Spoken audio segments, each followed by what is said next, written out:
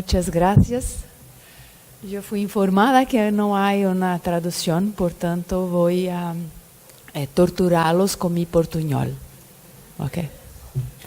Mas debo declarar que estoy muy honrada con el convite, muy feliz de estar acá. Convite do professor Lucas e da Pontífice Universidade Católica, que na fala de sua representante muito lúcida, habla deste compromisso entre as instituições e a paisagem.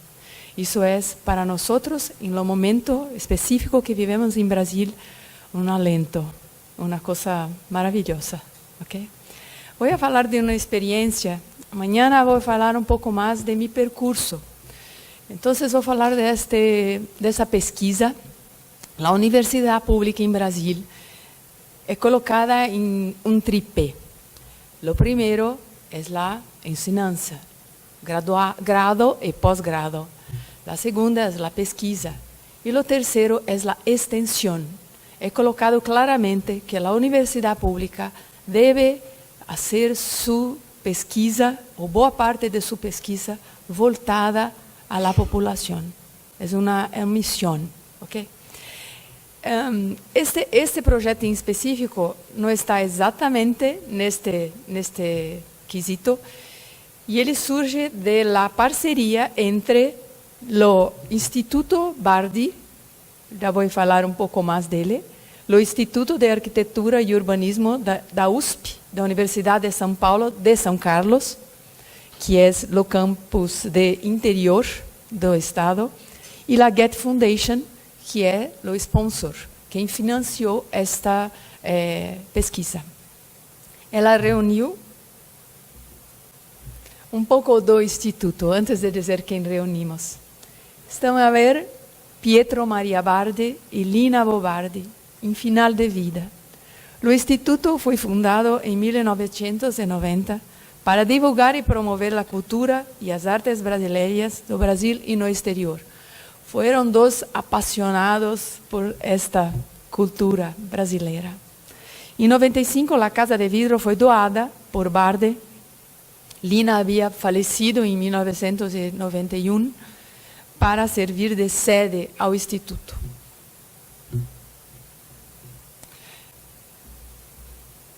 A Casa de Vidro, em 1951, é um ícone da arquitetura brasileira. Lina tinha grandes problemas em 2006. O tempo passa, a manutenção é uma necessidade, e uma primeira manutenção foi levada a cabo em 2009, com uma emergência. Apenas a casa. Depois, em 2016, essa joint venture entre a Get Foundation, o Instituto IAU, Instituto de Arquitetura e Urbanismo da Universidade de São Paulo, e o Instituto Bardi, colocam este plano de gestão de la conservação. Necessário lembrar que a Casa de Vidro está próxima em la temporalidade de la Farnsworth House de Mies van der Rohe e la Glass House de Philip Johnson. Haveria em esse projeto, esse grande projeto da Get Foundation, uma quarta casa de casal Ames, que não está exatamente neste tempo, mas faz parte como uma casa irmã, certo? Cada casa tem seus problemas, mas muitos problemas são próximos.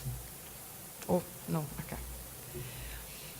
É necessário dizer que quando começamos nossas reuniões no Instituto, seguimos alguns preceitos e documentos e levamos a coordenação do professor Renato Anelli, que é um especialista em Lina Bo e tem um belo livro sobre ela. Também a arquitecta Ana Ceravolo é uma especialista em patrimônio. Mas as equipes foram divididas em 4 partes. Uma parte específica da estrutura, uma parte específica de todos os problemas que a casa tinha, todas as patologias. Uma terceira equipe que se dedicou a todo o acervo que o Instituto Bardi tem los libros, las fotografías, los billetes, las cartas, a uma documentação imensa e valorosa. E o quarto equipo, a Task 4, que ficou sobre minha coordenação e que teve nos jardins uma clave. Apenas para remeter a carta de Burr, para que compreendam que todo plano de conservação tem 5 partes. Uma parte que diz respeito à compreensão do lugar. Uma parte de construção de significado. Uma parte em que se coloca as informações em conjunto, em grande complexidade, justamente para a construção de políticas. E depois, o desenvolvimento dessas políticas que visam a conservação. E uma última, que implementa e monitora todo este processo. A casa, com o passar do tempo, como viram na primeira imagem, teve a natureza tomando conta do espaço externo, case, pouco interno também, certo? Aquilo que era uma cabeça pelada, em inícios, se tornou uma selva. E isto foi deliberadamente plantado por sua proprietária, com a ajuda de algumas pessoas. Mas foi deliberado e as 836 árvores que existem no jardim, totalmente catalogadas por nós e a equipe que trabalhou comigo, ficamos abismados, inclusive com alguns contatos que vou falar pouco mais à frente. Como podem ver, o fruto do tempo que passa cria conflitos inexoráveis e algumas coisas deverão ser manejadas. Quando uma palavra não funcionar em espanhol, por favor, me avise, ok?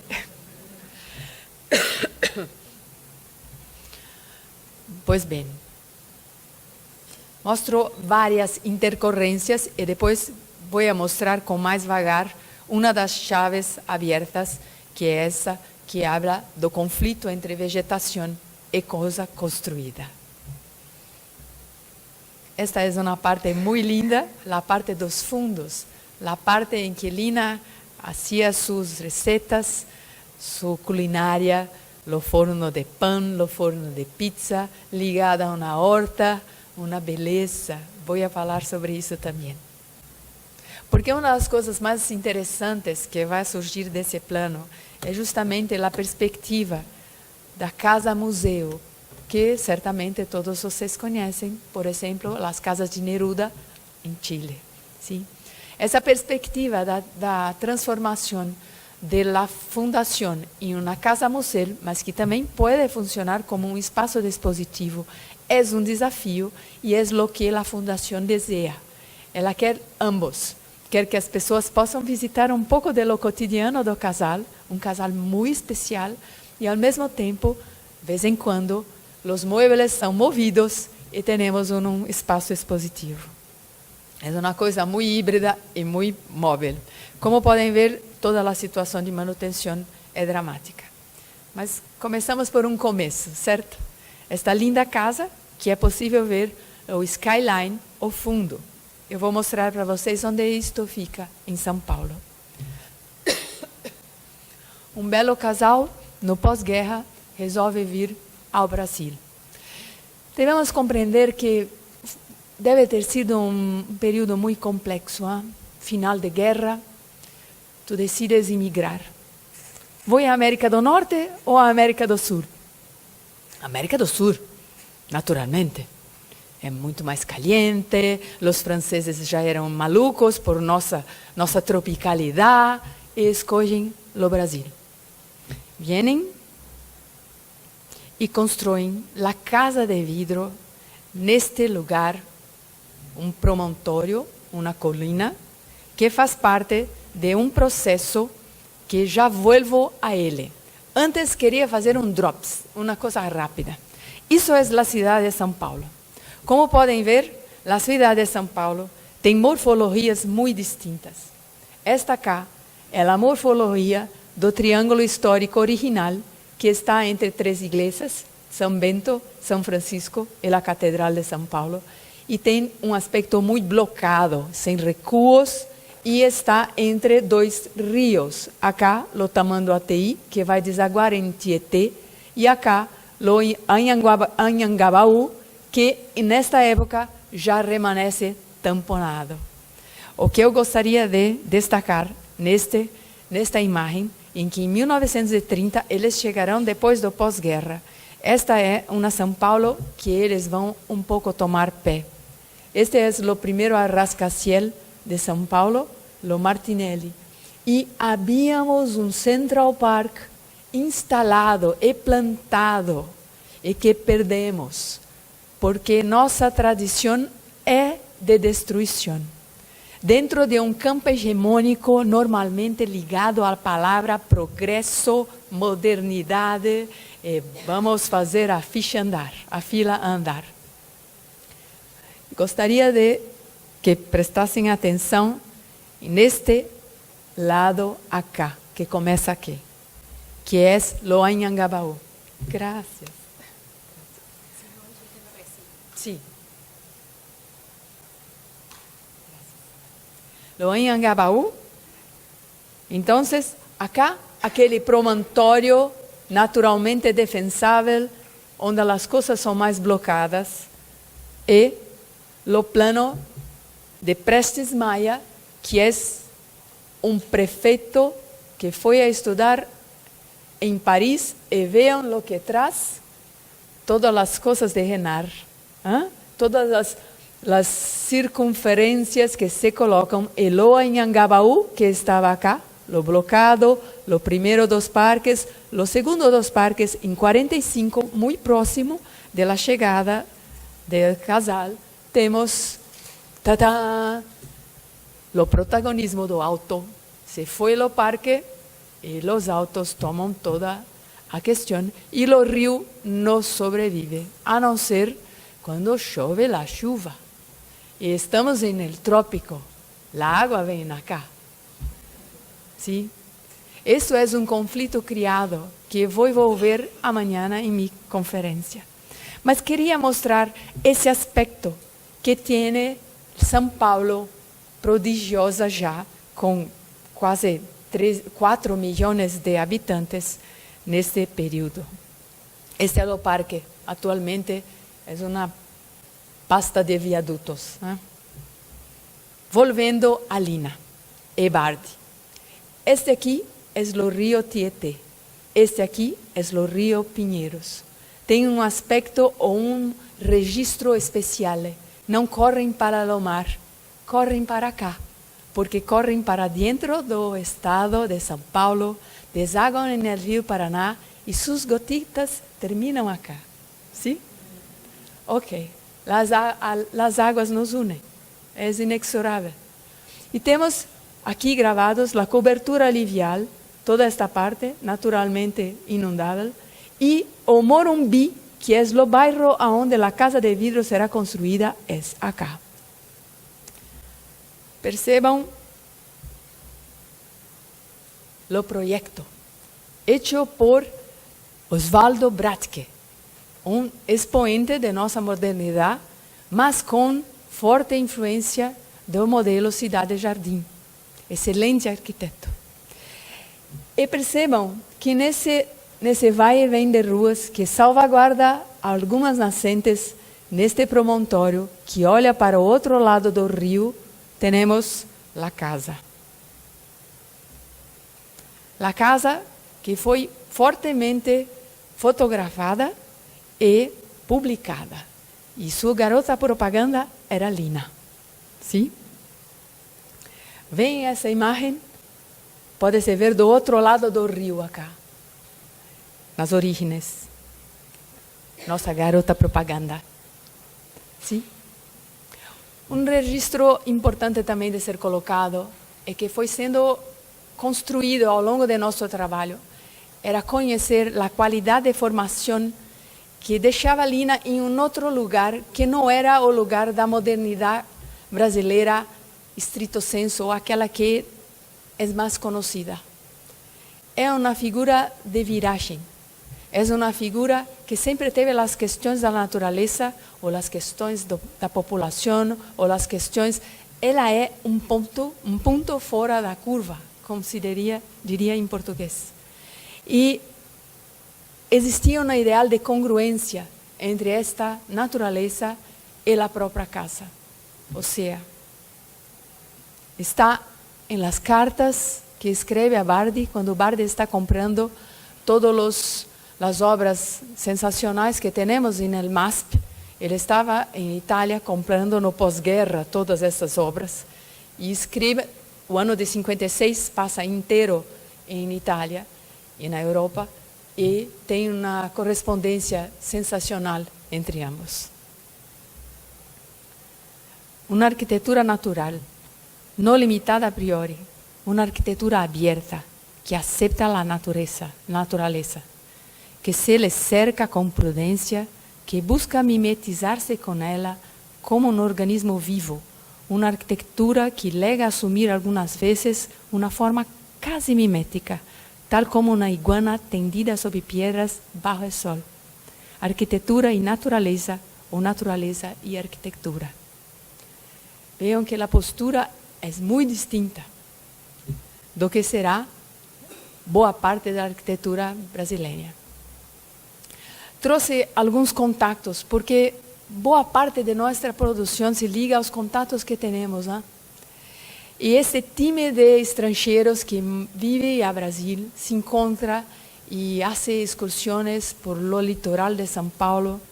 E, em especial, gostaria de mencionar Roberto Sambonnet, que infelizmente volve à Itália, vai ser um tremendo designer, mas nesse tempo faz pinturas de paisagem. É que escolhi essa porque gosto muito dela. Sim. E também a figura que é o inventor desta profissão no Brasil, que é Roberto Burle Marx. Burle Marx, que terá uma exposição sobre ele no MASP, na década de 50. Na década de 50, Piero Maria Bardi faz uma exposição sobre Roberto Burle Marx. Sensacional. Uma vez estava eu lendo um livro de Peter Walker, que se chama Invisible Gardens, e que é uma tese fundamental do livro, em que diz que a arquitetura moderna é cega para a paisagem. Apenas no anódino gramado verde e la arquitetura branca de Corbu, por exemplo. Não é possível pensar a modernidade brasileira sem sua paisagem. São coisas completamente cúmplices. Então, essa construção, se vê, tem uma ligação fortíssima com Lúcio Costa e sua proximidade de Roberto Burle Marx, porque era o director da Faculdade de Belas Artes e captura esse jovem de grande talento que vai dar forma a esse olhar, que vai olhar nossa paisagem como uma coisa fundamental. Mas junto a ele conspiram pessoas, por exemplo, como Lina. Né? Outra questão de contato. Em uma viagem, e vou mencionar esse contato em específico porque ele tem a ver com todos os muros de arrimo que há naquele promontório onde está a casa. Para construir os caminhos, vários muretas de arrimo, muros de arrimo, funciona? Sim? Foram construídos em El Jardim. Depois dessa viagem que Lina faz à Espanha, todos eles são cumulados de mosaicos de todos os tipos que pensarem.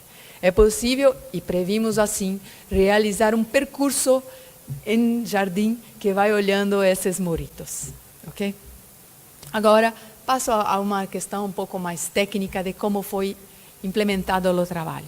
A estratégia metodológica del Jardim. Uma parte de investigação, uma parte exploratório e uma parte proposta. Tornar visível o processo de desenvolvimento do lugar. Ou seja, quando nos acercamos da casa, o presente é aquilo que parece uma selva. Quando olhamos os documentos, percebemos que algo se passou in between. É preciso construir este processo, e isso nos encantou de ser feito. Em paralelo, trabalhavam as pessoas dentro do acervo de la fundação. E havia uma casa escrito paisagem. Tudo que encontravam, bilhetes, fotografias, dibujos, qualquer coisa, era posto nesta caixa. E então, o povo de Jardim pegava a caixa e ia juntando as partes e construindo todas as narrativas que fomos capazes de construir. As imagens selecionadas e disponibilizadas vieram de várias fontes. Renato Anelli, nosso coordenador, tinha algumas, ou sabia onde estavam. E, como disse, elas confrontavam fortemente com essa paisagem.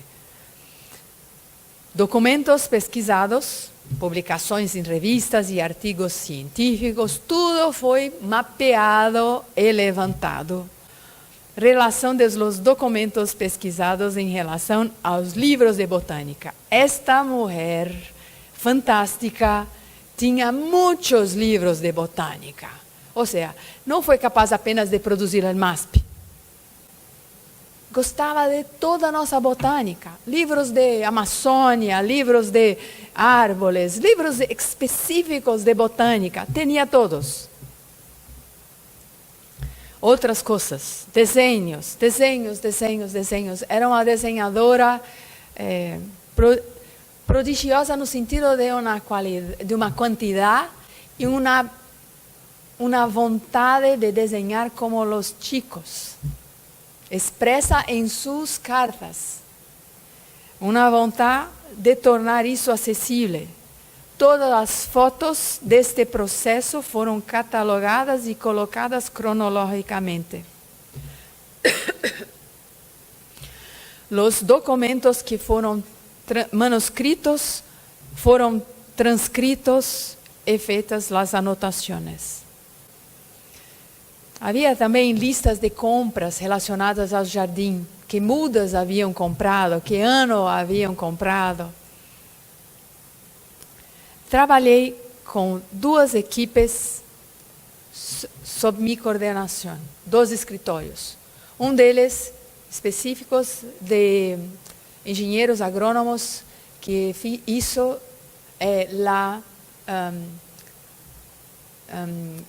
o conhecimento específico das árvores, toda a especificação. E o outro time que estava no subbosque, trabalhando todas as herbáceas e arbustivas e também a qualidade dos caminhos, que estavam todos complexos, todos quebrando. E também, essa é uma parte muito bonitita, ela escreve: "Oggi sono arrivate nel giardino 2 grandi tucani", porque depois ela continua, eles são sempre um casal, um couple. Ele estava em Europa, ela escrevia de pequenos bilhetes. Sim, muito bem. Mais documentos relacionados, por exemplo, a outro encontro com Burle Marx, aqui Lina, aqui Burle Marx, esse encontro inclusive anterior. Momentos em que podemos perceber as compras, as listas de compras plantadas e alguns documentos que foram produzidos depois. O levantamento do Instituto de Pesquisas Tecnológicas sobre as árvores. Infelizmente, o time com que eu trabalhava chegou à conclusão que boa parte do levantamento não era bueno e tivemos que fazer tudo novamente. O levantamento da regularização e mudança de uso. O GEGRAM, que é uma cartografia produzida para São Paulo inteirinha em 1972. Todas as curvas de nível são as mais confiáveis até hoje. A fase exploratória juntava todo esse movimento de pegar os documentos e ia para campo. Agora nós iríamos esquentar, calentar os documentos. O que quero dizer com isso? Que quando hacemos uma pesquisa dessa natureza, há uma parte da pesquisa que é documental e uma parte da pesquisa que é fenômeno, ok? La interlocución de estas dos instancias hace nacer narrativas fundamentales para el pensamiento de un plano de conservación. Voy a pasar rápidamente. Actualizamos las bases de diseño. Levantamos todas as ocorrências del jardim. O que significa isso? Todos os momentos em que a vegetação e os caminhos, a arquitetura, os muros estavam em conflito. Todo o levantamento florístico de tudo que estava lá. E o levantamento do entorno imediato, porque há ali uma capela, capilha, uma pequena igrejita em Morumbi, que foi restaurada por Gregor Warszawski, que é um ícone também da arquitetura brasileira. A elaboração da base de desenhos, os croquis, não está muito claro, mas o que está acontecendo aqui é, vai-se a campo, faz o croquis, depois vai-se a máquina e transforma em um DWG, em um CAD, ok? Então, é uma pena, não está muito claro. Em minha tela um pouco mais claro. Tudo isso foi sendo feito por todos os caminhos. Havia em cada visita um relatório desta visita para sabermos o que aconteceu naquele dia e o que foi feito. Também croquis tipológicos do levantamento de campo. Muros e árvores, caminhos e desnível, instalações hidráulicas e elétricas, padrões de mosaicos, questão de acessibilidade, pontos de descarte de resíduos em jardim, porque não é pouco ou pequeno o volume de descarte que um jardim como este cria. Os galhos antigos e coisas assim. Tivemos que pensar o que isso poderia gerar, por exemplo, de renda. Depois, uma atualização e agora um levantamento de conflitos colocados, numerados e documentados. Todos os 101 momentos de conflito. Depois, esse é o mais dramático, porque a beleza desta árvore é uma coisa escultórica. Só que suas raízes estão saindo no ralo do banheiro. Faz sentido em castelhano? No ralo do box. É uma ficus elástica muito invasora, que posso dizer.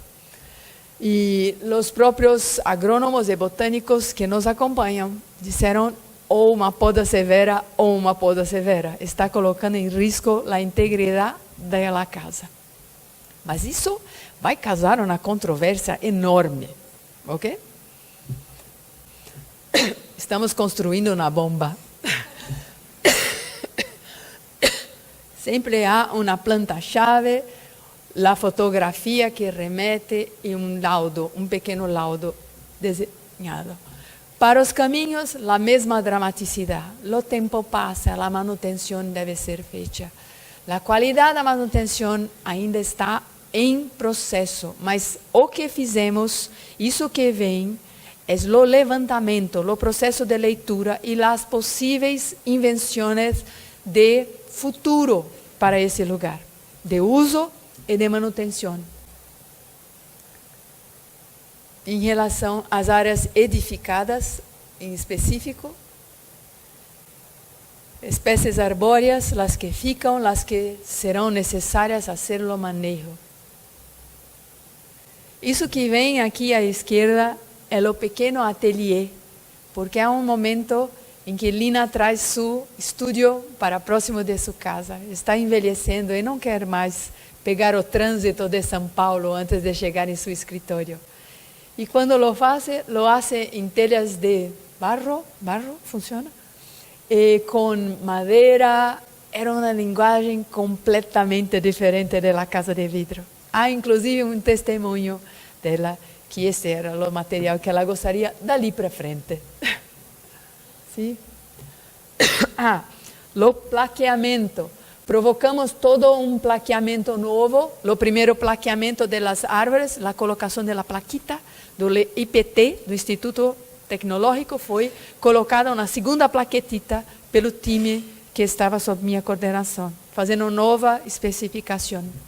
Agora eu trabalhava com um agrônomo que era uma coisa de louco, porque foi diretor do Instituto Agronômico da cidade de Campinas e trabalhou muitos anos com Burle Marx. É um monumento vivo, Luiz Matz, genial.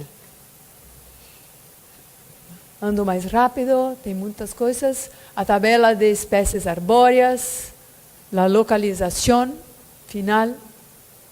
Agora, em relação aos tetos, jardins, que é uma invenção moderna complicadíssima, porque a cada 7 anos a impermeabilização se foi. É preciso fazer de novo, novamente. E acá não foi feito. Portanto, temos em alguns lugares, como acá, uma árvore nascendo sobre a garagem, uma árvore. Assim, era preciso rapidamente fazer algo. Ok? A questão do descarte de material. Normalmente pegavam todos os galhos, as palmas e jogavam nestes lugares, porque a gravidade ajudava lá para baixo. Mas pensamos que era preciso organizar isto um pouquinho mais, fazer o picamento deste material e transformação em adubo para ser usado na própria casa. E também propusemos a criação do adubito de lina. Adubo, a palavra em espanhol para adubo. A composteria, o produto? Sim. Ou seja,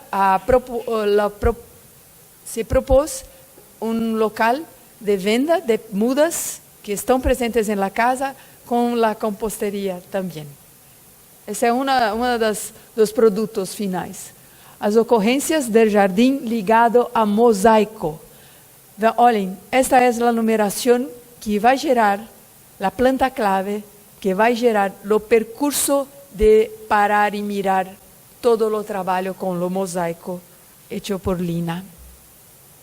O levantamento florístico com a diretriz, já começo a adiantar a diretriz para não me alongar.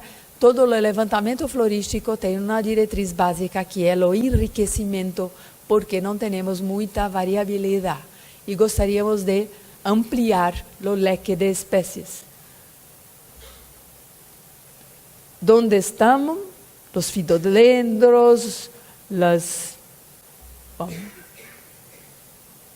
as listas, as imagens. E como eram as fichas? Todos o levantamento de espécies foi provocado e temos uma ficha para cada espécie e o local de ocorrência no jardim. São muitas. Mesmo assim, gostaríamos de enriquecer pensando um pouco na fauna, porque Lina sempre gostou muito de las flores, de los pássaros e de los macaquitos. Temos vários tipos de...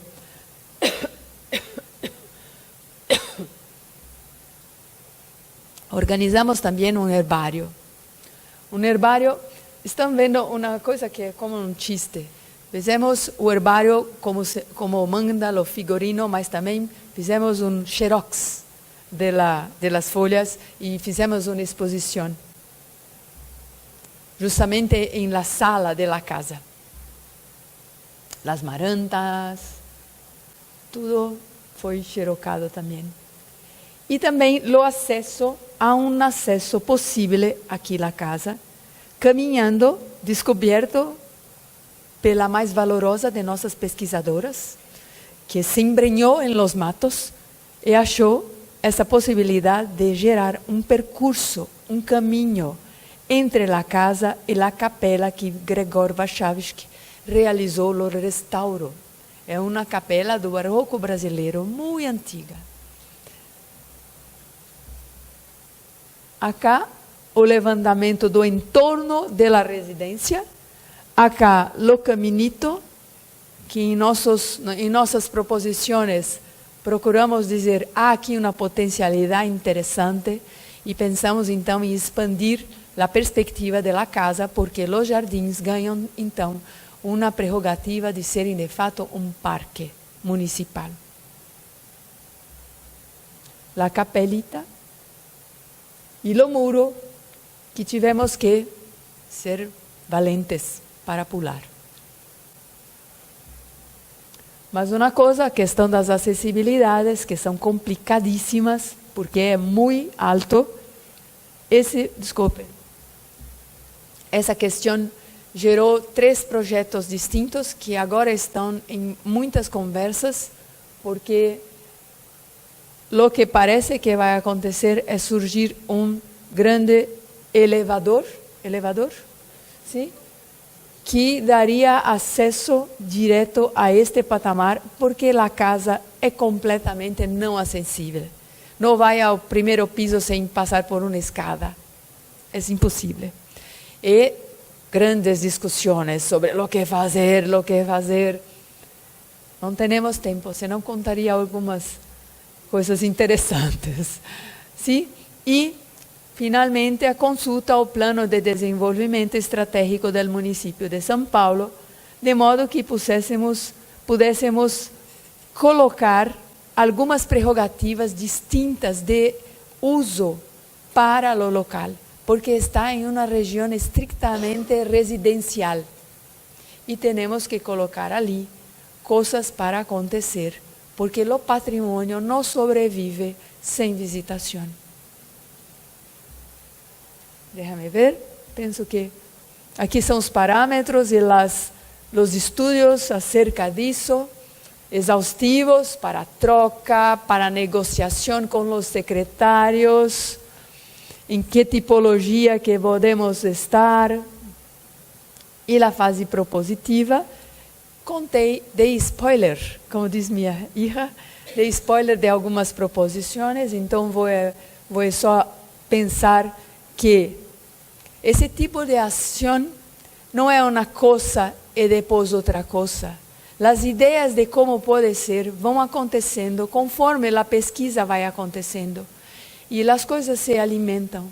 É preciso manter vivo, com uma constelação de ideias, toda a potencialidade. Não jogar nada fora. Escreve, ponha lá em sua constelação. E depois, inclusive, junto dos outros grupos, o grupo de patologias, o grupo de estruturas, empezar esta troca riquíssima com as pessoas do Instituto Barde, com as pessoas da universidade. Momentos de integração em que essas informações eram mostradas e as ideias surgiam e um time ficava responsável para ver a possibilidade de dar encaminhamento a esta ideia para que compusesse o plano de conservação. Muito rapidamente, algumas cartografias produzidas com a questão da acessibilidade, os percursos que são de baixa dificuldade, média e alta, o circuito de visitação do jardim e os diferentes cenários.